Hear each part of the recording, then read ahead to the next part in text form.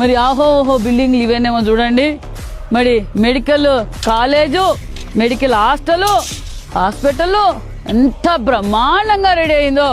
మరి జగన్మోహన్ రెడ్డి గారు కూడా ఒకసారి విజిట్ చేసి జగన్మోహన్ రెడ్డి గారు ట్రీట్మెంట్ ఇక్కడే ఇప్పిస్తాం.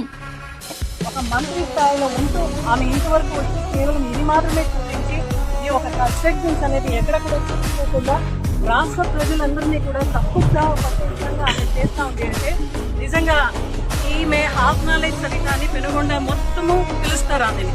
ఈ రోజు రాష్ట్ర వ్యాప్తంగా ఆమె హాఫ్ నాలెడ్జ్ ఒక మంత్రి అని అందరికీ కూడా తెలిసిన విధంగా ఆమె ప్రవర్తించింది. ఈరోజు కవితనే అడుగుతున్నాను, చూడమ్మా నువ్వు చూపించింది ఇది, ఏది కూడా వర్క్ లో ప్రోగ్రెస్ జరగలేదన్నాం. మళ్ళా ఇదే స్థలంలో ఈ 68 acres లో విత్ లొకేషన్, లాటిట్యూడ్, లాంజిట్యూడ్ ఎవరన్నా మేధావులు వచ్చి తీసుకున్నా కూడా ఇక్కడ కన్స్ట్రక్షన్స్ అనేది జరిగింది కదా, ఇక్కడ కన్స్ట్రక్షన్స్ అనేది మనం చూపించవచ్చు కదా. ఎందుకు చూపించలేకపోయినావు?